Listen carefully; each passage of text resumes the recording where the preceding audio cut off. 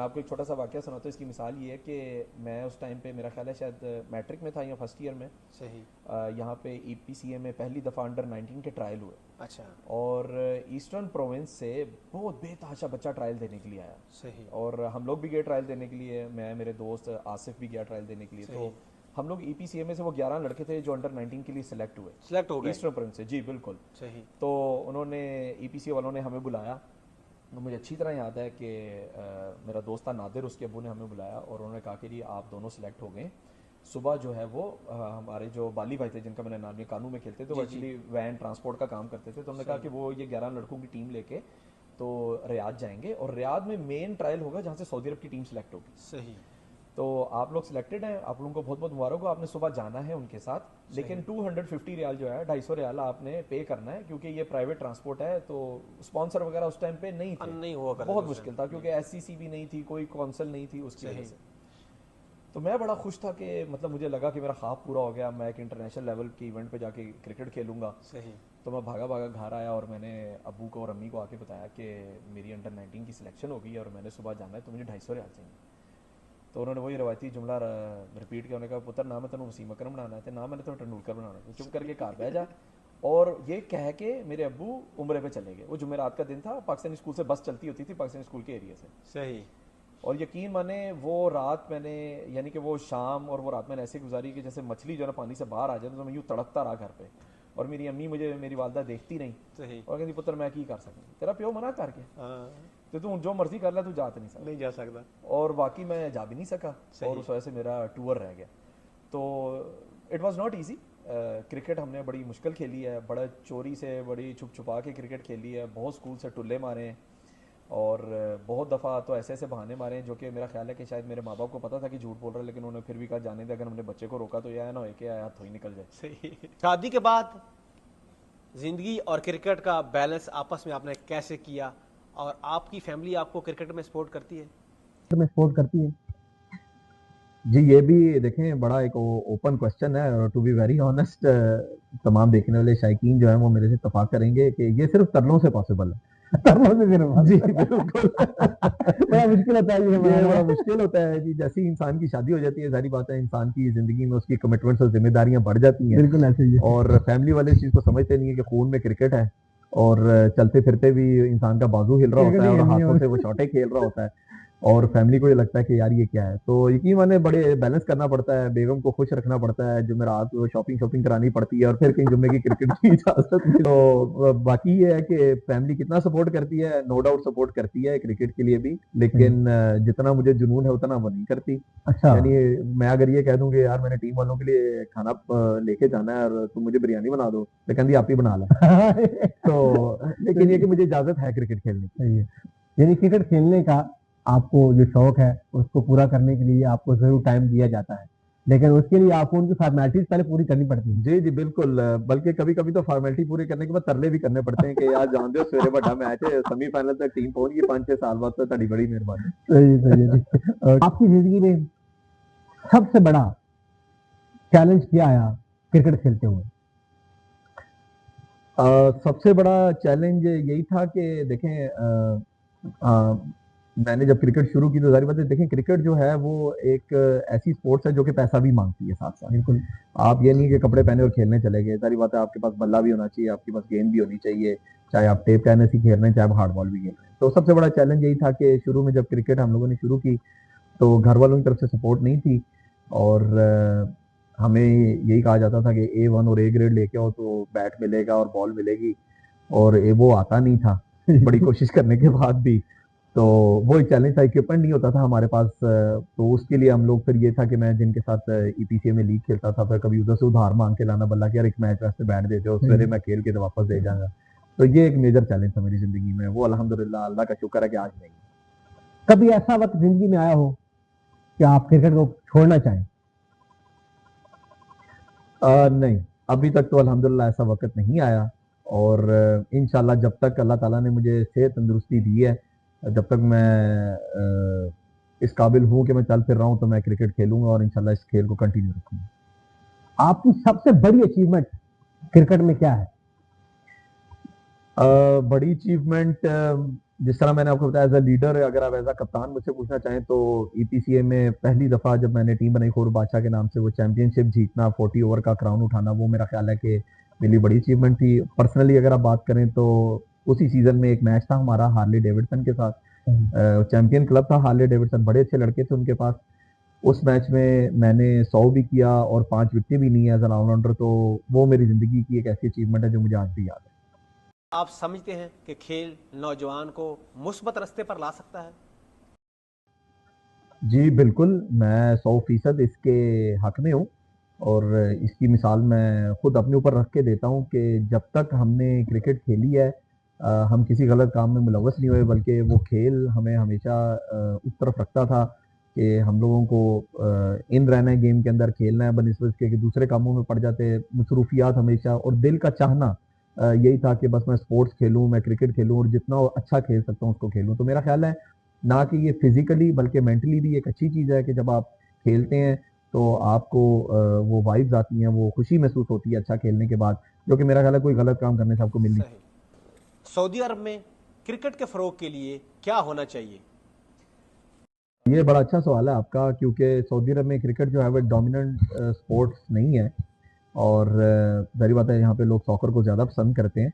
और मेरा ख्याल है कि क्रिकेट के यहाँ पे कंटिन्यूशन के लिए स्पॉन्सर बहुत ज़रूरी है। मैं अप्रिशिएट करूँगा तमीमी वालों को, इशफाक भाई को और कानू के जो अवैस भाई हैं कि जिन्होंने इतनी इन मेहनत के बाद दो ऐसी फैसिलिटीज़ खड़ी की जो कि आज मेरा ख्याल है कि सऊदी अरब में सबसे अच्छी क्रिकेटिंग फैसिलिटीज़ हैं। और वहाँ पे फ्लड लाइट्स हैं खेलने के लिए, प्रैक्टिस करने के लिए, सॉरी, वहाँ पे नेट्स हैं और बेहतरीन रोल्ड और अच्छे क्रिकेटिंग ग्राउंड्स हैं वो, और वो बगैर स्पॉन्सर के बन नहीं कर सकते। तो मेरा जहाँ तक ख्याल है कि ईपीसीए में और बाकी जगहों पे भी स्पॉन्सर की तवस्सुल से अच्छी फैसिलिटीज़ अगर बने तो क्रिकेट को बहुत फ़रोग मिल सकता है। अब आपसे फन रैपिड राउंड पूछेंगे, यानी आपने क्विक जवाब देना है। सही हो। तो आपका फेवरेट क्रिकेटर? सईद अनवर। आपका फेवरेट शॉट? स्ट्रेट ड्राइव जो तेंदुलकर खेलता होता था सीधी। स्पिन बॉलर या फास्ट बॉलर? Fast bowler. सऊदी अरब में सबसे बेस्ट ग्राउंड कौन सा है? मेरा ख्याल है तमीमी और कानू का जो ग्राउंड है, they are the best ground in Saudi Arabia. एक को चूज करना है। तमीमी, ग्रास की वजह से। सही। One word for EPCA? Family. EPCA is one family. Thank you.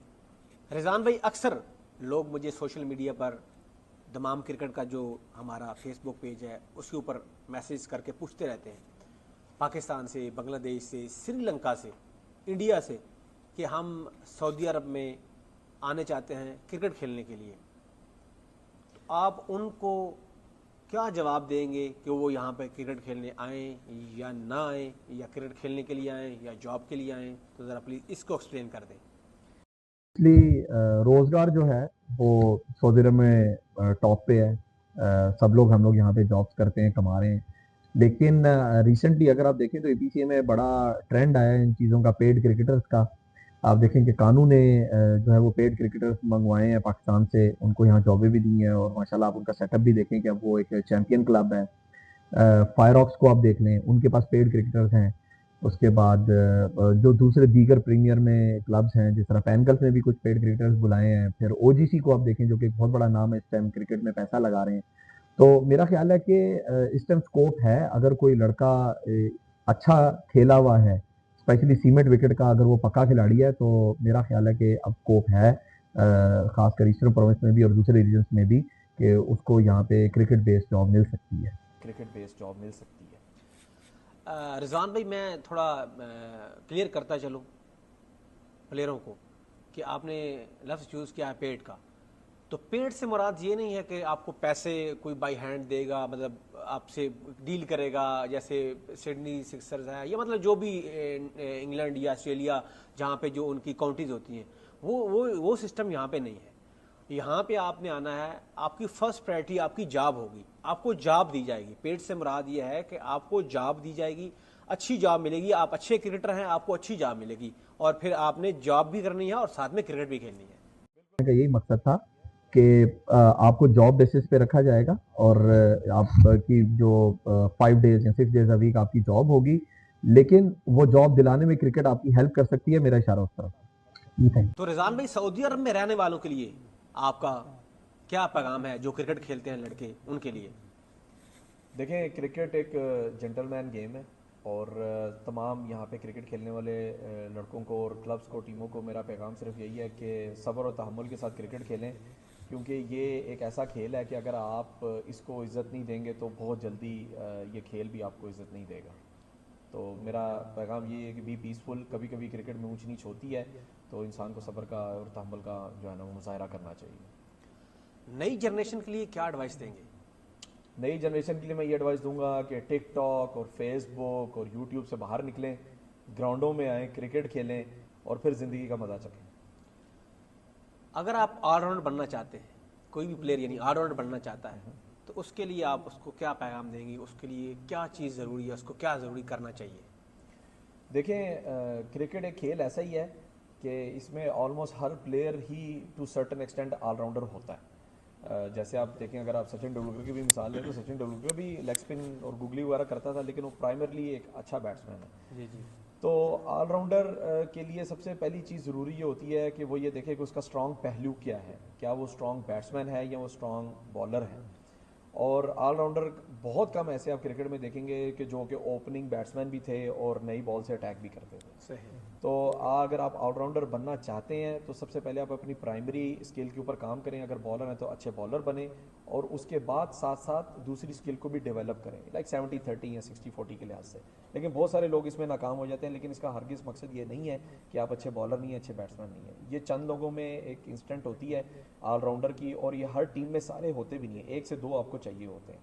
तो ज़रूरी नहीं है कि हर कोई ऑलराउंडर बने, लेकिन हाँ, अगर आपको ये चीज़ महसूस होती है कि आप एक अच्छे ऑलराउंडर हैं, आप अच्छी बैटिंग और अच्छी बॉलिंग भी कर सकते हैं, तो फिर आप ज़रूर किसी एक वैरायटी पे काम करें और दूसरी को स्लोली लेके चलें। ईपीसी में आपने ऑलमोस्ट 25 ईयर्स हो गए हैं खेलते हुए। कौन कौन से प्लेयर आपको अच्छे लगे, यानी कहते हैं कि फलां प्लेयर मेरा फेवरेट है या वहाँ वो प्लेयर मुझे पसंद है? देखें, मैं टू बी वेरी ऑनेस्ट, मैं समझता हूँ कि ईपीसी में मेरा फेवरेट प्लेयर मुनव्वर भाई हैं, चौधरी मुनव्वर साहब। सही।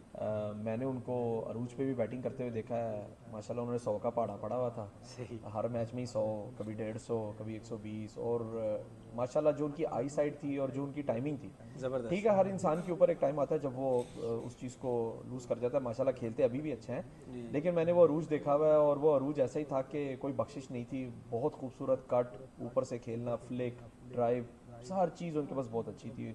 बड़े ज़बरदस्त बैट्समैन थे, वो मेरे फेवरेट रहे ईपीसी में बहुत अरसा। तलाल भाई भी बहुत अच्छे बैट्समैन थे, वो भी मतलब तारीफ़ के काबिल हैं।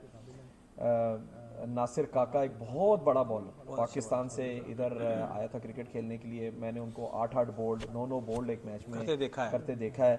तो I think they were my favourite players. और फिलहाली तौर पे अगर आप बात करें तो Abdul Waheed, I think he is one of the very best batsman in Saudi Arabia. कुछ दिन पहले ही मैं उनकी 100 इनिंग्स में 100 बॉल के टूर्नामेंट में इनिंग्स देख रहा था। अच्छा। तो माशाल्लाह उनके क्विक हैंड्स हैं, मतलब वो लिटरली एकदम से गेंद के ऊपर आते हैं और अचानक से कट और फ्लिक और ड्राइव वो बहुत खूबसूरत खेलते हैं। तो he is a very very good batsman.